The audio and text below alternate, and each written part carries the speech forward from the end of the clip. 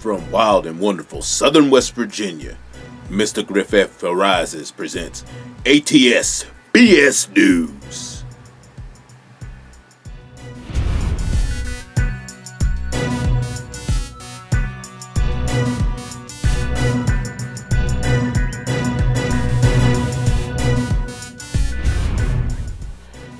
Hey, this is Mr. Griffin, and welcome to another edition of ATSBS News.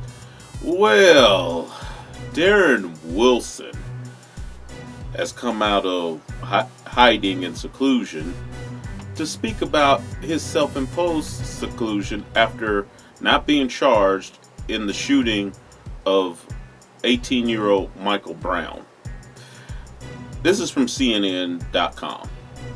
Darren Wilson may have been legally vindicated in killing Michael Brown, but in many ways he doesn't live like a free man. Few people know where he lives with his wife and baby daughter. The 29-year-old former Ferguson police officer hasn't been able to land a new police job and is haunted by death threats stemming from Brown's shooting almost exactly 1 year ago. Those who are among the latest revelations about Wilson's life are detailed in a profile by The New Yorker. Here are 6 things we learned about Wilson. Let's see. Well, this could be interesting.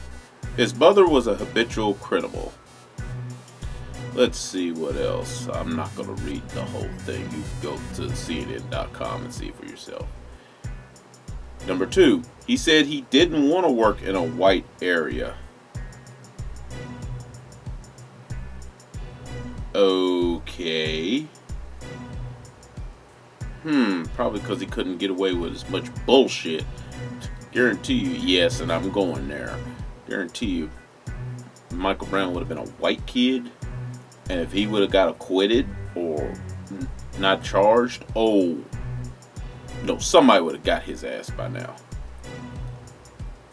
He's demonstrated, quote, questionable constitutional behaviors. Number 3. Okay, let's go into this one. Wilson joined the ranks of the Ferguson Police Department, in which the Department of Justice later chastised for claims of institutionalized racism and disproportionate targeting of blacks. Wilson had some questionable behavior on the force, but not just with black residents. In one incident, Wilson threatened a white man who was about to get a court summons.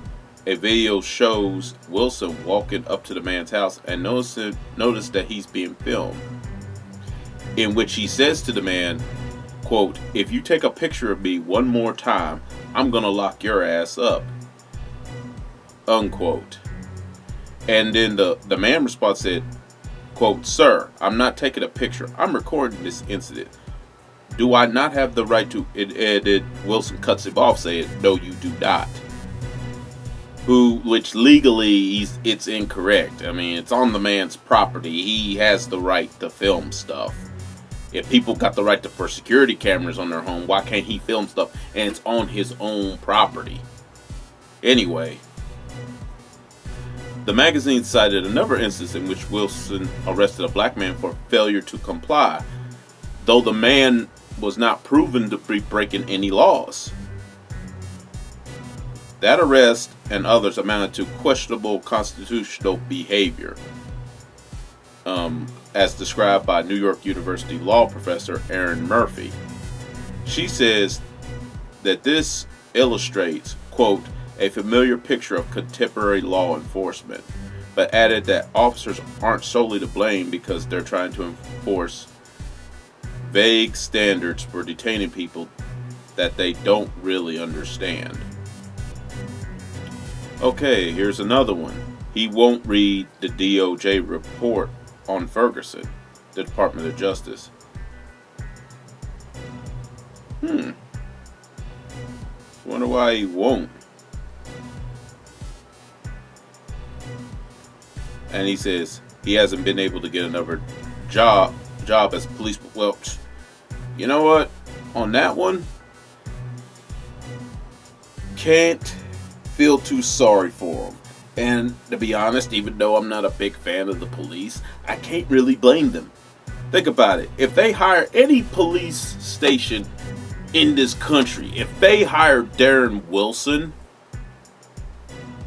at least right now, maybe even in the future, they're gonna get looked at sideways. And believe me, if he has done this even white, I mean, never mind what he may have done concerning black people. If he's even done this to white folks, ooh, do you really want him on your police force? And here's my thing. This guy, and like I said, you go to CNN.com to read the whole story for yourself. This guy, quite honestly, shouldn't even be walking free right now. And he complains about having to go into seclusion with his wife and baby daughter. You know what? You have no one to blame but yourself, Mr. Wilson. You did not, over basically jaywalking, you shot this young man. And your little story about him yelling about, yeah, get back honky cracker and this and that. I'm sorry, I don't buy your story. What young 18-year-old black kid is going, okay, maybe cracker, but who black under the age, unless they're over the age of 50 or 60, even yells that anymore? Nobody. And your story just doesn't add up. But then those exaggerations of him looking like a demon and this and that. Get the fuck out of here. You know, if somebody attacked me, I'm not even going to go into that much detail. I'll be like, hey, the guy was coming at me and I had to shoot him. I keep it short and simple. All your little descriptions and exaggerations, that's what made me not believe you then. And this stuff that I'm reading so far on you, this is making me believe you even less. And I don't feel one bit sorry for this guy. And some people say, well, have a heart for the wife and kid. I'm like, not really. Does anybody have a heart for Michael Brown's family? Or people that want to lay tributes and stuff around the streets they were shot? White folks was coming up in there and taking them down, wrecking them right in front of people, I might add. And yet you want me to feel sorry for, you know what? And I usually am, and actually I am pretty kind when it comes to children. But you know what? I don't blame the child. Don't really blame the wife, although the wife, I'm not saying she should break up. Well, you know what? Actually, I will say that, because you know what? They forever always telling us when black people are having problems in their relationships. They always forever telling, especially the black woman, oh, you should leave that man and this and that. Well, I'll say this, that wife of Darren Wilson ought to leave his ass. Because think about it. Her and her little girl are being forced to be in seclusion because of him. No matter, I mean, and that's just the rock bottom truth. Whether you think he was in the right or not. They're forced to be in seclusion because of him. The only reason he's surviving is because people who are white supremacists or have white supremacist tendencies have been funding his ass. I mean, he's been without a job for over a year ever since he resigned, and he said he hadn't been able to get a new police job. What police force with any sense, what police force with any sense will want to hire him? Even if they do have those sympathies, I mean, he's just too hot right now. And I don't mean hot in a good way.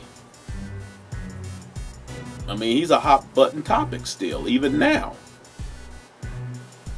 So, of course, none. All I gotta say is, Darren Wilson, you might want to learn another trade and become self-employed or something, because you ain't gonna find shit in law enforcement. They ain't gonna touch your ass now. It might not even be years from now. So, Darren Wilson, I have no sympathy for your situation whatsoever.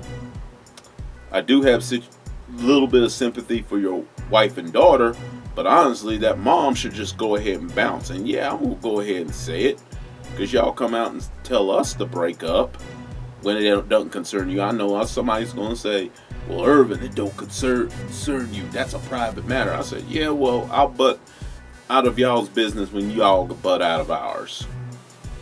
When you butt out of our relationships, I'll butt out of yours. Is how I look at it. Y'all want to tell, say for example, Will and Jada Smith to break up, or Camille Cosby should break up from Bill Cosby. I could say Darren Wilson's wife, whoever you are, you probably never hear this. Maybe you ought to consider getting out of there with your daughter, because if you're being forced to live in seclusion because of his ass and his decisions, that's not worth living at all. And that's just my rambling opinion in this edition of ATSBS News. And for those of you that are new to this, ATSBS just simply means ain't this some bullshit. I'm out. I'm Irvin Griffin.